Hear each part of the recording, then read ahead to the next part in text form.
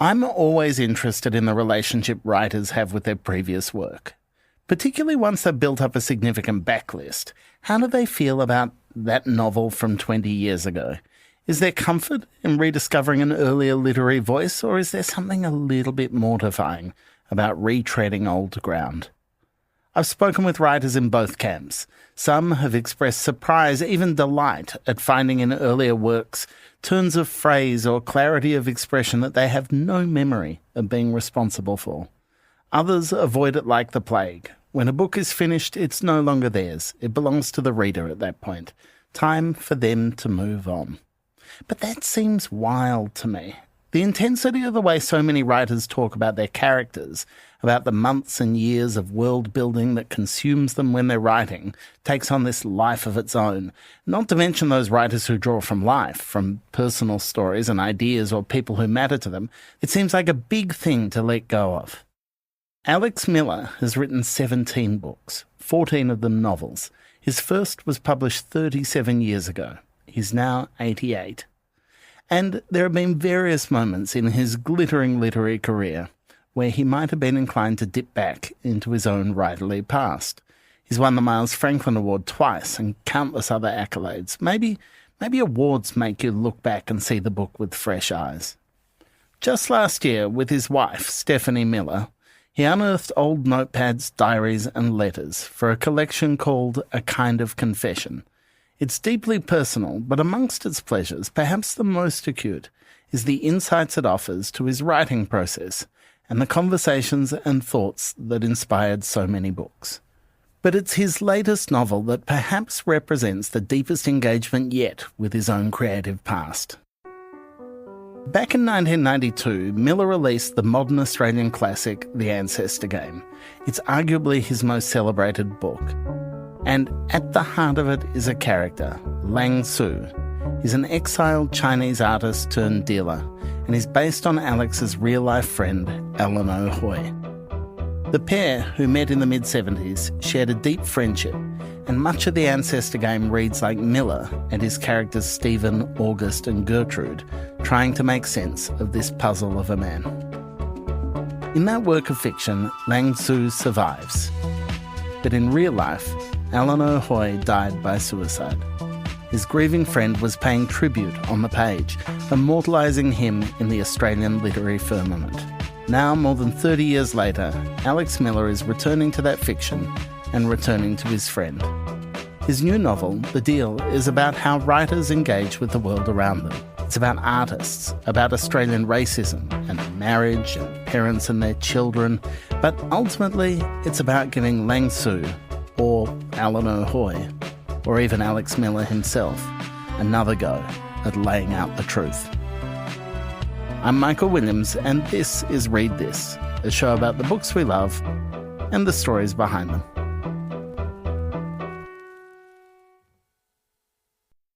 Alex Miller, are you a rereader of your own work? No, I've never read one of my books from beginning to end. I've read chunks, bits and pieces of them, and then sort of remember so much of what's going to happen, where it's going to go, and even sentences that I made up. Yeah, I've never read one to the end. I ask about rereading your work because it seems to me the book that came out with your name on the front of it before The Deal was A Kind of Confession, and it was a collaboration with your wife, Stephanie. It was Stephanie who did it. It was her project of unearthing your papers, your letters, and compiling them in a way that tells a story of a writerly life and a body of work. How did you feel about that process? How was it to be confronted with your words of 40 years ago and think about what they meant, what they said about you and how you've changed? Had I done it, I wouldn't have done it the way she did. She and Annette Barlow, my publisher, were in it together, and it took a long time for them to put it all together. I mean, unbelievable amount of material. For years, since I can remember, I've kept letters. And then, of course, when email came in, I kept what I thought of as significant responses from me, so that the letters have a place. And I love writing letters. I wouldn't have put in the stuff that Steph put in. She went through to the earliest, went through all my diaries. every diary for bloody years, and all the notebooks, like piles of notebooks.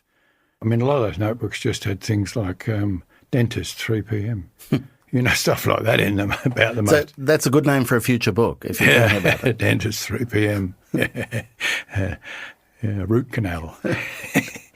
Yeah. So, I mean, no, I was very busy while she was doing it, writing another book. I can't remember what the book was. It may have even been this one, The Deal. But I didn't read it. I had no input to it. I attempted to have an input to it at one point by looking at what had been done at a fairly late stage, and I said, well, all my essays on art have been left out. There's nothing in there to indicate really my lifetime interest in art. And Steph said, that's for another collection. We've kept them out on purpose. I said, okay. So, yeah, it was absolutely Steph's job. Smart woman. Yeah, she's my first editor, and she'll save a book from being discarded altogether and see something else in it that it needs rearranging, or the perspective's a bit wrong. That's what the trouble is. That's why you're talking about giving it up and doing something else. And it, again, shines a light for me on the work that's a long way from finished. It seems directly relevant to me, to The Deal, because The Deal is partly an act of reckoning with one of your most celebrated works, a book of many years ago. And that there is a letter that you send your Chinese translator in a kind of confession where you offer a foreword for the Chinese edition of the Ancestor Game. Oh, really? Can't remember that. And it begins, I began to work on the Ancestor Game in order to try to understand the tragic death of a dear friend, the man on whom the hero of this book is based. Lang Tzu was a real person. He was my friend. He was an Australian Chinese artist who had lived his entire life outside China. He failed to achieve recognition as an artist in Australia, and his life came to seem to him to be more and more pointless as time went on. Eventually, at the age of 50, he shot himself. So, really, that had been revealed. I'd forgotten that was in there, or that I'd written it. Only for the Chinese forward of the book, but you laid it out there very clearly, that engine for the Ancestor Game. But also for this book. Yeah, and for this book. Because in the Ancestor Game, he doesn't die. So I want to begin with the Ancestor Game before we get to The Deal, and by what motivated you as a writer to tell his story, and what motivated the decision to let him live? Yeah, really good questions that I've asked myself many times, and there are many different answers to them depending at what stage of life you're at. For the first 2 or 3 years after he shot himself, I was very upset about it and quite depressed often. And if I had a few drinks in the evening, I'd start lamenting his death, which made me angry and disappointed, and a number of confused emotions for quite a long time. And Steph finally said, well, why don't you write a book about him? And I knew immediately that she was right. I should do it. So, yeah, I mean, to clear your mind, in a sense, to get it over, to deal with it. And that book, what didn't become The Deal, it didn't become the real life, it became a real and an imaginary life. And it took me back into Chinese history in Australia. And it brought me to the realization that if you're Chinese, you're never going to be an Aussie bloke. If you're Irish or English or a German migrant, you can be an Aussie bloke, not if you're Chinese. It began to sink into me that that was the case. And of course, I also read in great depth the history in Australia, the published history in Australia of anti-Chinese feeling and racism, which ran deep. There was even it hasn't gone away. If you're Chinese, you must come across it from time to time. And I was talking to Alice Pung the other day, and she and I are friends. She came for lunch, and we were talking about it, and she just said, yeah, it's normal for it to be in her life and in the lives of her friends who are Asians. And one of the reviews, a very good review of The Deal, actually, it was lovely to get it, in the Australian Book Review. And in that, the reviewer who has nothing negative to say about the book, said, it's a stretch for me to believe that this, or he didn't quite say to believe, but it's a stretch for me that this Chinese drunk is valued so highly by dealers and auctioneers in the art world in Melbourne. Anybody who was involved in the art world in Melbourne in the 70s and 80s knew Lang Tzu. They knew Alan O'Hoy, the man on whom he was based. I mean, that was unconscious racism in the sense that if it had been a drunken German dealer or a drunken Aussie dealer, no one would have blinked an eye. It was a Chinese dealer.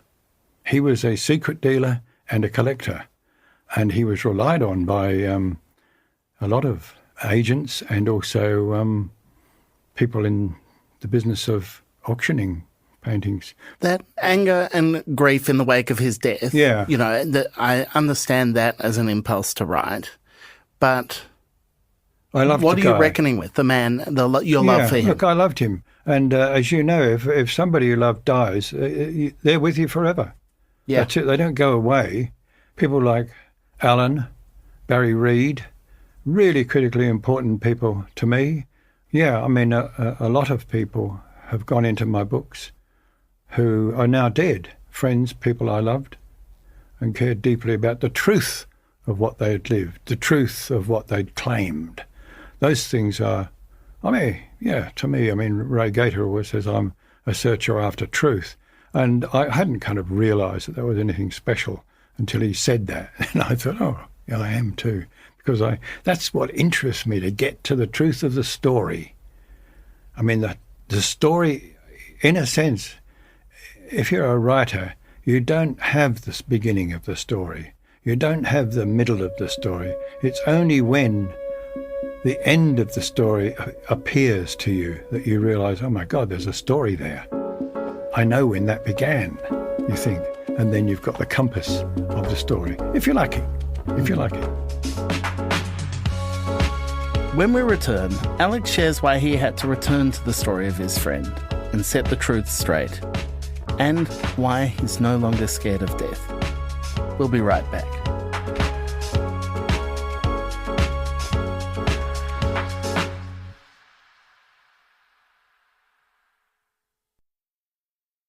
If seeing the shape of the story isn't clear until you get the end of the story, how different is telling a story when that end is death by suicide, when that end is at the hand of the person that you're writing about?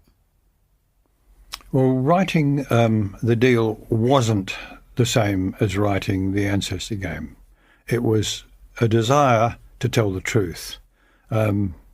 Because when I wrote The Ancestor Game, people who'd known Alan wrote to me or rang me up, and in those days left a message saying, you brought him back, and thanking me. Well, yeah, but he's dead. He shot himself. That was the reality. And as you just pointed out in that book of Steph's, I actually wrote about that to Professor Li Yao, who translates my stuff into Chinese. I think that writing this book, The Deal, it came simply, in a sense, from a desire to... The two things, I suppose. One is that I'm continuing with a kind of autobiography, because it all comes from friends and loved ones, as far as I'm concerned. I did try and write about a person I disliked intensely once, and through trying to write about him, I began to like him and understand his motivation and have some sympathy with it. The real live bloke I still didn't like, but I find it very difficult to write about people I don't like. You'd written him into someone you understood. Yeah.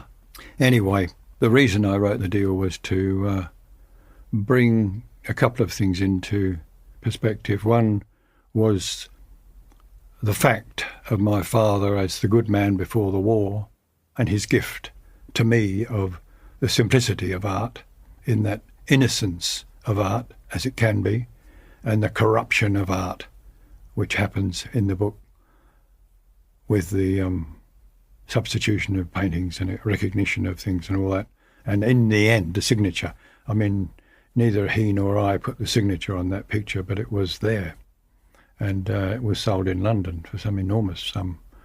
At the heart of the deal is your surrogate, if you like, Andy. And I'm curious, at times it's a picture of the writer as someone who is extractive of the people in their life. And it seems to me that if we understand this book partly through the lens of autobiography, you seem critical of your chosen profession. It's the same in the Ancestor Game. I actually call the writer a parasite in the Ancestor Game because he is feeding off the material of his engaging main protagonist of a book that maybe he will write one day. So, yes, he's kind of feeding off the relationship. But both of us were. We were both using each other. And you do have to ask, is there any friendship in which the two people don't use each other to some extent? I mean, I know they say, oh, he's a user or she's a user, and that's a derogatory term. But nevertheless, we do use or make use of friends in all sorts of ways. And they do of us too. We find we have been used, and in not unpleasant way. If the deal is partly about telling the truth of that relationship and of that time and that story, is it a stretch then to say that you feel that you weren't telling the truth in the Ancestor Game? Yeah, it's not a stretch. I suppose it's just the truth to say that I wasn't. I mean, the Ancestor Game is, a lot of it is history, making the point, I suppose, that the Chinese arrived 12 years after Melbourne was declared a settlement, and that they came before the gold. Whereas, of course, the story is normally that they came for the gold and then went home again, which is simply not true. Maybe true of some people. It's certainly true of English people who came out with money, significant amounts of money, and exploited land and sheep and cattle for a few years and then went back again to England. Lots of them. But that's not said about them. Part of what works so beautifully in the deal and makes the way it recasts the story so moving is the perspective of time and age. You know, that Andy's voice, Andy's story comes from the other end of a lifetime. So much so that the book actually ends in the first person with Andy's voice and in old age kind of looking back at this stuff. How important is that perspective of distance? I mean, I imagine the Alex Miller who wrote The Ancestor Game not only didn't write the deal then, but couldn't have. That it's something that you can only come to several decades on in your writing career. Yeah, I mean, I've simplified things in as much as I'm able to in the last few books. I mean, I'm not capable of writing a great big book anymore. I'm too old to take on a subject that requires a lot of research and is going to finish up being a sort of 600-page book. So it's kind of in my interests anyway to be much tighter and more disciplined about the way I deliver a story. A kind of, not a kind of confession, what was it called, A Brief Affair and The Deal were both relatively short books compared to Ancestor Game, which is not huge, but still it's big in terms of its subject and its grasp of things and its historical reference and all that. But the deal runs from when I was a kid to now. I'm, 87? I'll be 88 next month, December. It's distressing to me, Alex. You're in better nick than I am. And that, you know. Well, I work at it. Yeah. I work at it too, and it's not having any near the same success you're having. Look, it's just luck. But, so the perspective that I now have on it, I think needs to be stated in this book because the guts of the book, The Deal, is a story that happened a long time ago. It's also the story of Stephanie and I meeting and having our first child and what that did to me. And for a lot of people, that's the most important part of the book.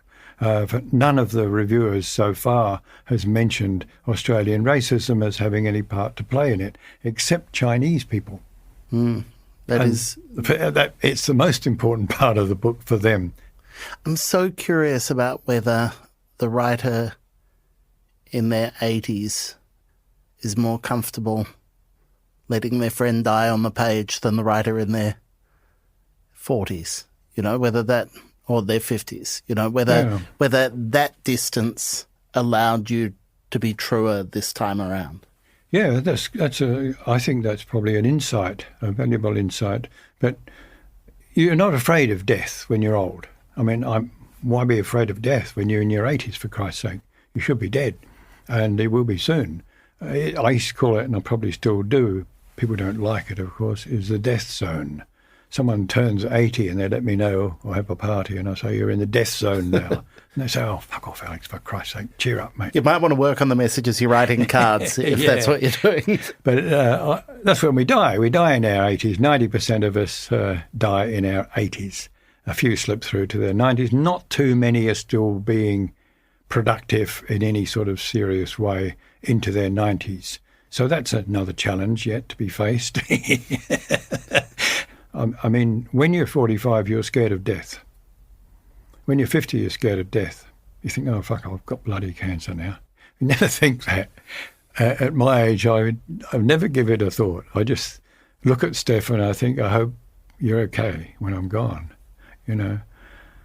Before I let you go, I just want to ask, just cut and dried for the record, if there's something that you want readers of The Deal to understand, to take away and remember about your friend Alan, what would it be? No, people read their own book, and my books hopefully are open to readers to read their own book, so that a young person in Bowral will pick the book up and read it, and they'll read their own book. They won't notice the racism, or they will notice it, or they won't notice the innocence of art and the corruption of art as a possible dichotomy, a subject, if you like. They might notice the falling in love on the bus. Yeah. Maybe that will be the main story for them. Or the way a man talks to his daughter. Yeah, that having children was the greatest event of my life, and I think probably of many parents' lives. The event of having a child changed everything. It humanised me. Well, I concur with your other readers who think The Deal might be the finest thing you've done. It's a masterpiece, and thrilled to discover that you're still delivering masterpieces, and I'm excited for the next one. Thanks for the chat, mate. It's an absolute pleasure. Great as ever to see you. You too, Mike.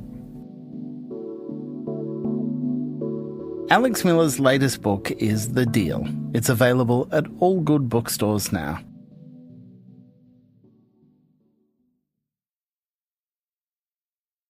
Before we go, I wanted to tell you what I've been reading this week. And like I'm sure many of you, I read Picnic at Hanging Rock when I was quite young, and it kind of haunted me ever since. But I realised I didn't know a great deal about its author, Joan Lindsay. Brenda Niall is arguably one of the best literary biographers in Australia today, and she's just completed a new biography of Joan Lindsay with the subtitle The Hidden Life of the Woman Who Wrote Picnic at Hanging Rock. Lindsay was deeply embedded in the world of the visual arts. She was wife of National Gallery of Victoria director Darryl Lindsay, and a lot of her life she sacrificed her own talent because of that context that she was in. But on the page, she came to life and demonstrated this gothic, incredible vision, and Niall does a great job bringing that to life. Brenda Niall's Joan Lindsay is available in all good bookstores now.